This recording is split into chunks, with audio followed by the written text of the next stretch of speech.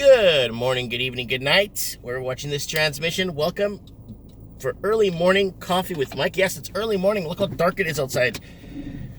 Yes, I woke up kind of early this morning. I had to run a pile of errands, and it's not in the mood to do, but I have to do. And you know what? I'm feeling upbeat today. I'm feeling good. Tonight, it's Wednesday. That's right.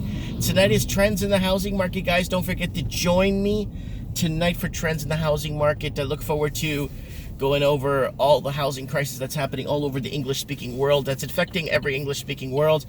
I've been talking about this for so many years now, and a lot of people say, well, Mike, yeah, anyone can predict anything if they keep saying it. Well, no, it's the underlying things with the government propping, the smoke and mirrors, all the crap that no good economist could figure out what's up the government's sleeve and the bank's sleeve and the organizations, or what they're up to, or what they're, you know what I mean, guys. So it's a tough nut to crack, when it comes to predicting what they have in mind, right? Zero interest only mortgages, first buyer loans, all that garbage, right? And that's right now sending people in the States now rushing to refinance some of the mortgages there because rate cuts will be lowering rates, and the bond market looks like it's just above 2% for the 10-year, but it doesn't mean anything. I mean, why would you put money in and get less out? All the bond markets across, all over Europe, all over Australia, all the bond, there's nothing paying anything, and you're going to see a huge sell-offs on the bond markets in the next couple of weeks, and I'm very, very impressed that the Canadian dollar is still sitting at 74 cents. It's really chugging along, but it's trying to keep it up there. We didn't see any movement in the dollar with the Trans Pipeline getting approved. Thank you, God! Woo! So oil is up. I invested in oil a few months back during the dip, and then it dipped again, and I bought more. I doubled down, blood on the streets.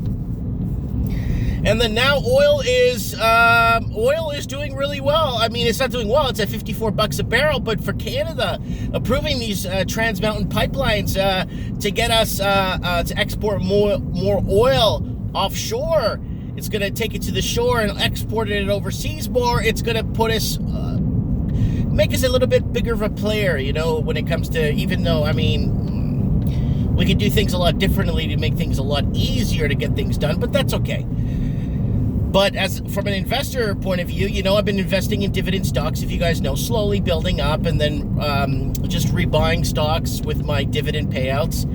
And the last couple of months, man, it's been a little bit hairy because I wasn't sure if they were going to approve this or what was going to happen, but they did. And it's looking real good. And for now, we'll see what happens, and let's see if two uptick swings in the last 2 days in my specific stocks, so I'm doing well with that. People keep messaging me, asking me what stocks. I don't give out financial advice, guys, because I am not a financial advisor, and I don't recommend you listen to anything I say. Just maybe take it in as fiction if you want. Whatever, you know what I'm saying? But yeah. Okay, so what's going on? So gold is, again, approaching fresh lows. Last time I checked, it was down $12 from $13.40, pushing the $1,400 mark, but it dropped $12 this morning. Oil, like I said, is sitting at 54. The bond is just not doing well, man. I mean, bond markets, who's going to put money in to lose money? It's the worst investment anybody could make. I don't know why anybody would. Bonds should be more attractive, but no, they're not. Interest rates are too low, so it's not going to fly. What else? Okay, Australian dollar still sitting at 64 cents. It's just fluctuating. 69. Sorry, 69. Don't listen to me. 69 cents the Australian dollar sitting at right now. It dipped down to 68 again, and then it raised back up to 69. I don't know what they have in the works to help push up that dollar, but then with them lowering rates, maybe they might go in tune with the Feds and kind of try and equilateral their lowering interest rates alongside with the United States. and kind of just keep it balanced if they can. It's a tough book to balance, especially in Australia and Canada, when you have your economy so heavily based on housing, and that's the scary part of what's going on with that. Crypto seeing new highs again, fresh new highs for the year, and crypto market's going nuts. I think it's a 12 large last time I checked, $12,000. I think it's up $200 or $148 today. Don't quote me on it. Look it up, guys. Yeah, markets are looking good, and yeah, I want to thank my Patreon supporters for buying me this coffee this morning. I really appreciate that, guys. My Patreon supporters. If you want to support me on Patreon, please go ahead.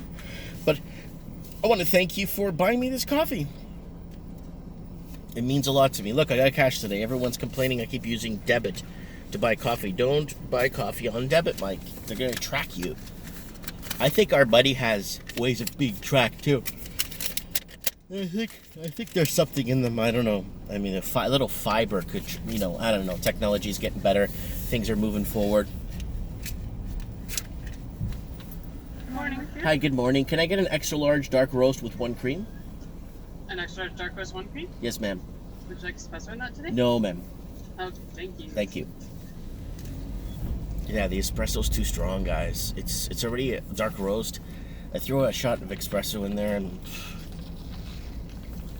you don't want to see me jumping off the walls, guys.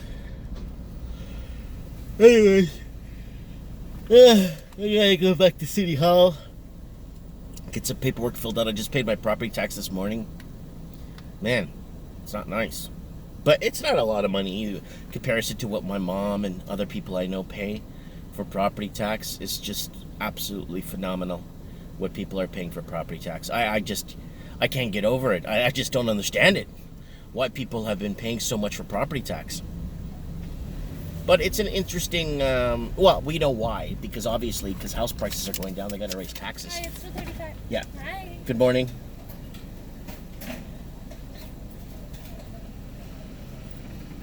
They need to subsidize these cities, right? Thank you so much. Bye-bye. So they need to subsidize these cities. These bills are, cities have expenses to, well, even though garbage is separate from property tax, they kind of snuck that in the last decade. Oh, well, property taxes are not going to cover garbage anymore. That's going to be separate now. So they just kind of added that on, and water and all this other crap. But water bill used to get from a private company, but now it went all federal, right? So everything's all federalized. Our hydro here, our car insurance is only one company. You cannot buy car insurance from anybody else, but the one company that you have to buy it from through the government. So it's all government regulated. And the sad part is, when you have, you go to court over some sort of a lawsuit, you have one government representing two different parties. And that's really bad when it comes to insurance claims. And if there's a lawsuit or something, it becomes a really big problem, right? So, anyways, I'm off to get some paperwork filled out. I gotta fill out my grant. Every year I fill out a grant. I don't know what it's for, but there's like 5 different levels of grants. I go to City Hall and they fill it out for me. I already have it paid though. I went to the bank. But it's an interesting little concept that they have here with the property tax. But how they have different brackets so somebody fits in somewhere. So if you got somebody over 65, then you pay a lot more less. Then it keeps going down, to almost like less than $800 a year for property tax, right? So yeah, it's interesting. But it's going to be interesting to see where taxes have to go up. I know in Ontario they're going to keep going up, even though people's wages aren't going nowhere near. And then you're going to start seeing wages go up in, wages go down. When they cut rates, your wages go down. You make the same money, but your wages go down because you're not catching up with inflation. So they hike in minimum wage, but they lower rates and they deflate your money, and we start going into hyperinflation territory, right? So you see where I'm going here, guys. Sorry, I'm not on my market this morning. I'm kind of tired. Still trying to wake up. I don't eat till noon, so I still been fasting, guys, and it's been good.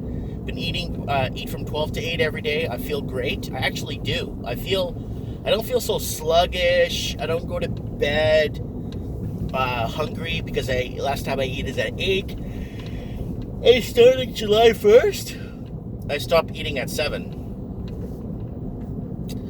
And slowly, incrementally work my way towards my goal here.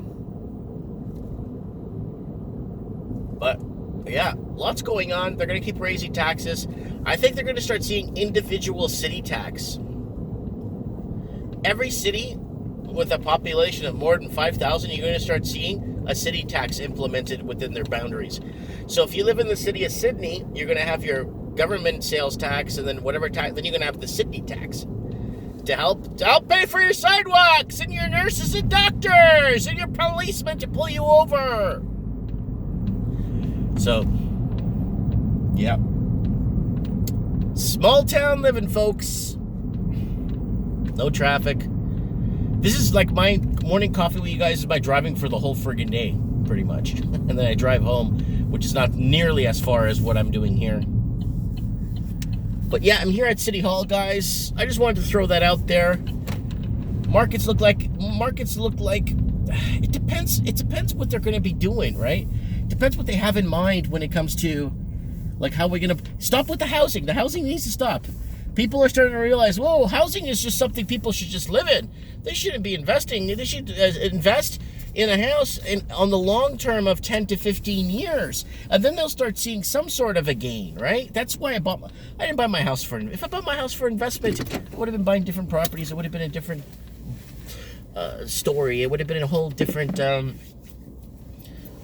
very different approach towards housing, right?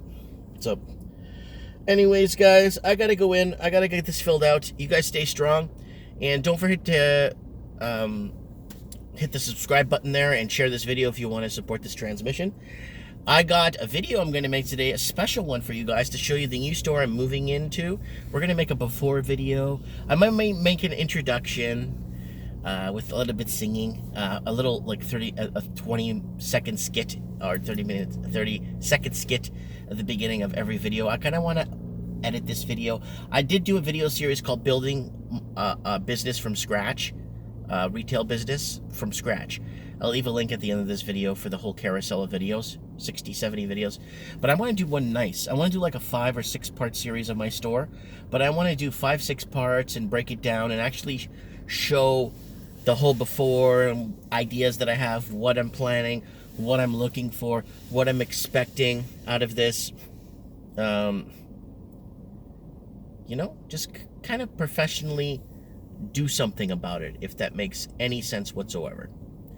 Anyways, guys, let me know what you guys think in the comments below. I would like to hear your feedback. And let me know what's happening in your neck of the woods, guys. Don't forget to join me tonight for Trends in the Housing Market. And we'll go from there. And we'll keep in touch. Thanks for watching, guys.